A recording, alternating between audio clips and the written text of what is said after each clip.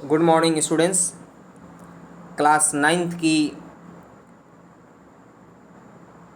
History में दूसरे chapter NCERT की बुक में क्लास नाइन्थ की दूसरी चैप्टर जो हिस्ट्री की है उसमें हम लोग चर्चा कर रहे थे आज यूरोप में समाजवाद का आना। दरअसल यह जो चैप्टर था यह चैप्टर आपका यूरोप में समाजवाद एवं रूसी क्रांति है चैप्टर का नाम। और इसमें हम लोग जो आज का टॉपिक देखने वाले हैं यूरोप में समाजवाद का आना। देखिए, जैसे यूरोप में एक ऐसा दौर चला कि बहुत सारी विचारधाराएं आपस में अलग अलग विचार रखने लगी। जैसे आपने उदारवादी के बारे में देखा, जैसे आपने रूढ़िवादी के बारे में देखा, जैसे आपने रेडिकलवादी के बारे में देखा। अलग अलग लोगों का विचार अलग अलग थे। लेकिन यह जो समाजवाद था, समाज के पुनर्गठन की संभवतः सबसे दूरगामी दृष्टि प्रदान करने वाली विचारधारा समाजवाद ही थी। 19वीं सदी के मध्य तक यूरोप में समाजवाद का एक जाना पहचाना विचार चारों तरफ फैल चुका था। लोगों का ध्यान आकर्षित कर रहा था यूरोप में समाजवाद। यूरोप में भी समाजवादी विचारधारा जो थी हर जगह ध्यान आकर्षित कर रहा था लोगों का, यूरोपवासियों का, क्योंकि समाजवादी निजी संपत्ति के विरोधी थे। यानी वे संपत्ति पर निजी स्वामित्व को सही नहीं मानते थे। उनका कहना था कि संपत्ति के निजी स्वामित्व की व्यवस्था ही सारी समस्याओं का जड़ है। और वे ऐसा क्यों मानते थे? उनका तर्क था कि बहुत सारे लोगों के पास संपत्ति तो है जिससे दूसरों को रोजगार भी मिलता है, लेकिन समस्या यह है कि संपत्तिधारी व्यक्ति को सिर्फ अपने फायदे से ही मतलब रखता है। और जो भी वे उत्पादन करते हैं, क्योंकि वे उनके बारे में नहीं सोचते जो उनके संपत्ति को उत्पादनशील बनाते हैं। मतलब मजदूर ही उनकी संपत्ति को उत्पादनशील बनाते हैं, क्योंकि धनी व्यक्ति, इंडस्ट्रियलिस्ट, उद्योगपति तब तक नहीं कमा सकते जब तक श्रमिक उनकी संपत्ति को उत्पादनशील नहीं बनाते हैं। इसलिए अगर संपत्ति पर किसी एक व्यक्ति के बजाय पूरे समाज का नियंत्रण हो तो साझा सामाजिक हितों पर ज़्यादा अच्छी तरह ध्यान दिया जा सकता है। समाजवादी इस तरह का बदलाव चाहते थे और इसके लिए उन्होंने बड़े पैमाने पर अभियान भी चलाया था। लेकिन कोई समाज संपत्ति के बिना कैसे चल सकता है? समाजवादी समाज का आधार क्या होगा? इस बात के लिए आप देखेंगे कि समाजवादियों के पास भविष्य की एक बिल्कुल भिन्न दृष्टिकोण भी थी, क्योंकि वे समाजवादियों को कोऑपरेटिव यानी सामूहिक उद्यम के विचार में दिलचस्पी थी। वे सामूहिक उद्यम चलाना चाहते थे। इंग्लैंड के जाने माने उद्योगपति रॉबर्ट बोवेन ने इंडियाना में नया समन्वयक के नाम से एक नए तरह के समुदाय की रचना का प्रयास किया था। जो इंग्लैंड के उद्योगपति थे और इंडियाना मतलब अमेरिका में नया समन्वयक न्यू हार्मनी के नाम से एक नए तरह की समुदाय की रचना करने का प्रयास किया था उन्होंने। और कुछ समाजवादी मानते थे कि केवल व्यक्तिगत पहलकदमी से बहुत बड़े सामूहिक खेत नहीं बनाए जा सकते। वह चाहते थे कि सरकार अपनी तरफ से सामूहिक खेती को बढ़ावा दे। उदाहरण के लिए फ्रांस में लुई ब्लांक, याद कीजिएगा बच्चों, मेरे प्यारे मित्रों, कि रॉबर्ट ओवेन कौन थे? तो इंग्लैंड के जाने माने उद्योगपति थे और इंडियाना में इन्होंने एक नए तरह की समुदाय की रचना करने का प्रयास किया था।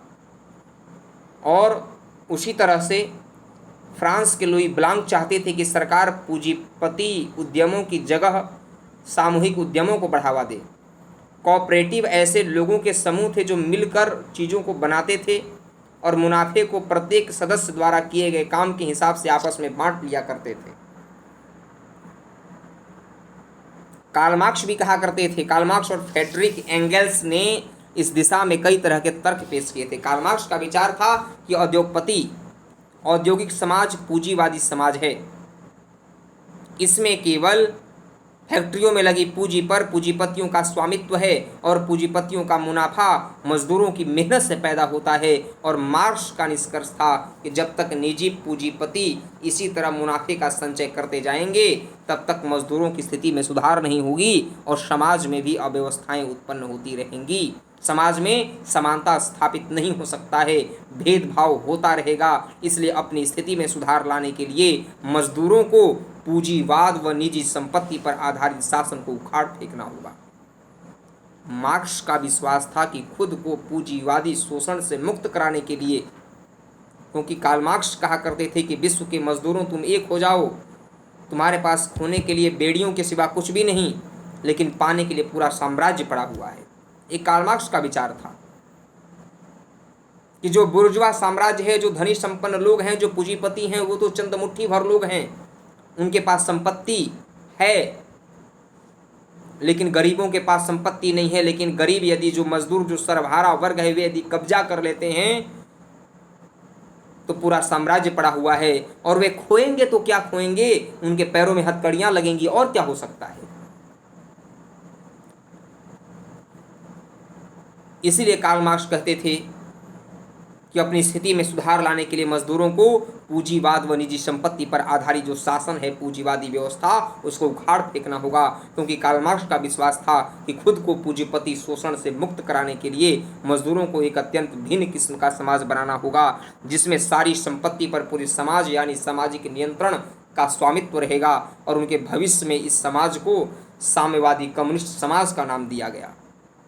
मार्क्स को विश्वास था कि पूंजीपतियों के साथ होने वाले संघर्ष में जीत अंततः मजदूरों की ही होगी, क्योंकि मजदूरों की संख्या ज़्यादा थी। उनकी राय में कम्युनिस्ट समाज ही भविष्य का समाज होगा। इसीलिए कार्ल मार्क्स को साम्यवाद का जनक कहा जाता है। कार्ल मार्क्स को समाजवाद का जनक कहा जाता है दोस्तों। तो कार्ल मार्क्स जो थे, एक क्रांति को उत्पन्न करने वाले विचारक थे। उनका विचार उस समय चल रही विश्व में जो व्यवस्था थी, पूंजीवादी व्यवस्था, उसके खिलाफ एक ऐसी व्यवस्था स्थापित करना था जिस पर सरकार का स्वामित्व हो सारी संपत्ति पर, और सरकार सब में बराबरी के हिसाब से डिस्ट्रीब्यूट करे।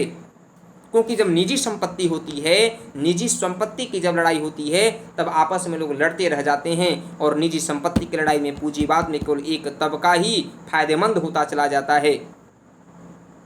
अब मैं आपको बता दूं कि पूंजीवादी और समाजवाद में क्या अंतर है। पूंजीवादी जो व्यवस्था होती है, उसमें निजी स्वामित्व होता है संपत्ति के उत्पादन पर, उत्पादन के साधनों पर। उत्पादन निजी लाभ के लिए किया जाता है। वहाँ पर वर्ग संघर्ष होता है, लोग आपस में लड़ते झगड़ते रहते हैं, और उसे ओपन मार्केट इकोनॉमी कहा जाता है।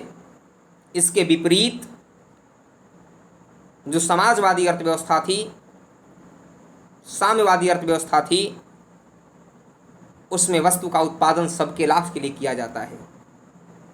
उत्पादन के साधन पर सबका समान अधिकार होता है। उत्पादन के साधन मतलब भूमि, पूंजी, श्रम, तकनीक के ऊपर सबका समान अधिकार होता है, और वहाँ पर वर्ग संघर्ष नहीं पाया जाता, क्योंकि वहाँ पर निजी संपत्ति होती ही नहीं है।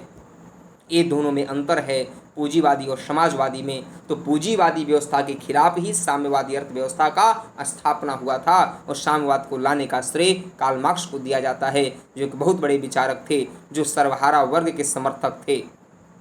और यह क्रांति इतने बड़े स्तर पर उठा कि यूरोप के ही कुछ देशों को प्रभावित किया, जो साम्यवादी को अपनाने पर मजबूर हो गए। और यही नहीं, रूस की जो शासन थी वहाँ पर जार निकोलस की, उसे उखाड़ फेंक दी जाती है, क्योंकि वहाँ पर भी साम्यवाद स्थापित होता है, और साम्यवाद स्थापित होने वाला पहला देश रूस ही था साथियों। इसमें लेनिन का भी योगदान होता है। रूसी क्रांति 1917 ईस्वी में हुआ था। अब हम इन सब चीज़ों के बारे में आगे जो चर्चा करेंगे वह अगली कड़ी में चर्चा करेंगे साथियों। अगले क्लास में चर्चा करेंगे समाजवाद के लिए समर्थन कैसे कैसे किन किन देशों के द्वारा दिया गया, कैसे किया गया। तो आज तक के लिए हम क्लास को यहीं समाप्त करते हैं। अगले क्लास में हम लोग समाजवाद के लिए समर्थन की टॉपिक को पढ़ेंगे।